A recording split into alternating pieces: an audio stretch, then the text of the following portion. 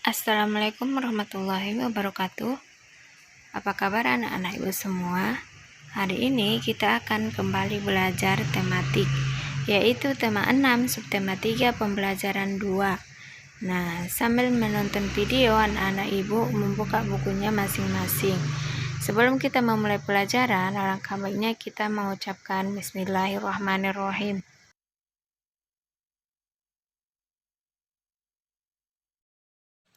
Nah, perhatikan gambar yang ada di dalam video. Nah, perhatikan gambar di atas.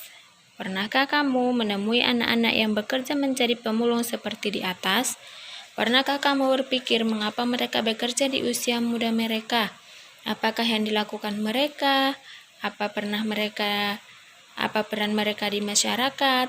Tahukah kamu bahwa beberapa anak pemulung tetap bersekolah, tidak hanya mempunyai pekerjaan sebagai pemulung? Nah, mereka memiliki cita-cita juga seperti kamu. Bahkan ada beberapa pemulung yang telah mencapai cita-citanya dengan gemilang. Nah, di halaman 120, ayo membaca. Nah, di sini ada cerita Aku Sarjana Pemulung. Marilah sama-sama kita baca. Namaku Wahyudin, biasa dipanggil Wahyu. Aku anak pasangan buruh tani. Aku tinggal bersama kelima saudara tiriku dan 2 adikku. Selain orang tuaku, karena kemiskinan tidak ada satupun dari kakak tiriku yang dapat menamatkan sekolah dasarnya. Aku pun terancam demikian karena kami tidak punya uang untuk sekolah. Tetapi aku bertekad aku harus sekolah. Saat subuh aku pergi mengumpulkan sampah plastik dan kardus untuk dijual. Pekerjaanku ini disebut pemulung. Aku adalah seorang pemulung. Hasil dari memulung digunakan untuk membayar uang sekolahku. Aku memulung sejak usia 10 tahun pada saat aku duduk di kelas 4 SD.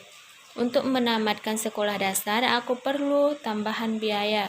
Selain memulung, aku pun mengembalakan kambing tetangga.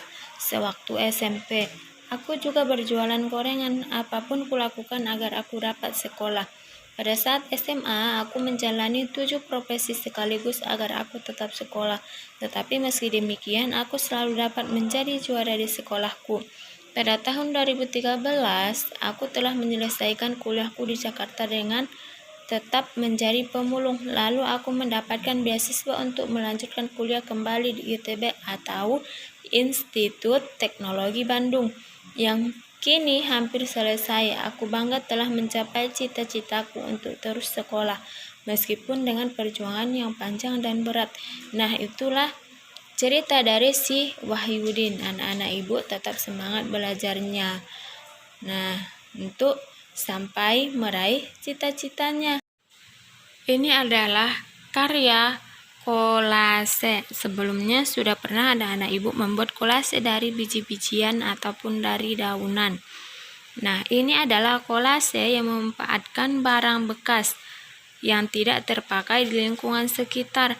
Nah, bisa ditempelkan di gambar tersebut. Bisa seperti koran bekas, kardus, ataupun plastik yang tidak dipakai. Membuat karya seni rupa dengan menggunakan barang bekas adalah hal yang paling mudah untuk kita lakukan. Nah, di sini ada contohnya membuat kolase dari barang bekas. Nah, sebelumnya anak-anak ibu sudah pernah membuat kolase kan bagi yang menyelesaikan tugasnya.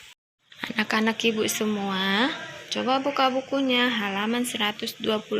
Nah, di situ ada sebuah karya kolase yang berbentuk ataupun bergambar mobil yang memanfaatkan barang bekas. Nah, tahukah kamu bahwa sampah telah menjadi masalah di lingkungan yang semakin sulit diatasi? Sampah plastik telah menutupi beberapa samudera dan mengakibatkan kerusakan lingkungan yang serius. Banyak hewan laut mati karena memakan sampah plastik. Salah satu cara yang dilakukan masyarakat kini adalah dengan menggalakkan gerakan daur ulang sampah plastik. Tujuan mendaur ulang sampah plastik untuk memperpanjang usia pemakaian barang, sehingga tidak perlu kembali untuk sementara waktu. Dengan demikian, jumlah sampah dapat dikurangi jumlahnya dengan melakukan pengamatan penggunaan barang dari alam. Kita telah melakukan usaha pelestarian makhluk hidup di sekitar kita. Nah, tidak boleh membuang sampah sembarangan. Buanglah sampah pada tempatnya, dan jika sampah tersebut masih bisa didaur ulang, ayo sama-sama kita daur ulang agar tidak membuat kerusakan lingkungan dengan membuang sampah sembarangan. Keanekaragaman makhluk hidup telah memberikan manfaat bagi kehidupan manusia atau makhluk hidup lainnya. Sepantasnya manusia berusaha dan bertindak untuk memelihara, mengembangkan, dan menjaga keanekaragaman makhluk hidup seperti sumber daya alam hayati agar senantiasa dapat memperoleh manfaat. Masyarakat di dunia sekarang harus segera bertindak melestarikan keanekaragaman makhluk hidup. Dampak buruk yang diakibatkan kepunahan makhluk hidup telah merugikan bagi manusia itu sendiri. Di Indonesia, banyak jenis hewan dan tumbuhan asli Indonesia berada di ambang kepunahan. Bahkan beberapa sudah punah. Pelestarian makhluk hidup dapat dilakukan melalui cara-cara diantaranya sebagai berikut. Yang pertama adalah upaya pelestarian tumbuh-tumbuhan. Upaya yang dilakukan sebagai berikut. Yang pertama adalah kebun koleksi. Biasanya hanya untuk mempertahankan tumbuhan bibit unggul. Contohnya kebun kelapa di Bone-Bone, kebun mangga di Pasuruan. Dan yang kedua adalah kebun plasma nutfah, merupakan perkembangan kebun koleksi. Contoh, kebun plasma nutfah di Cibinong, Lipi, dengan buah-buahan inti, talas, dan suwek. Yang ketiga adalah kebun botani, didirikan pada tahun 1817 di Bogor, terkenal dengan nama Kebun Raya Bogor. Yang kedua adalah upaya pelestarian hewan. Upaya yang dilakukan yang pertama adalah menangkar hewan langka dengan cara mengisolasi hewan tersebut.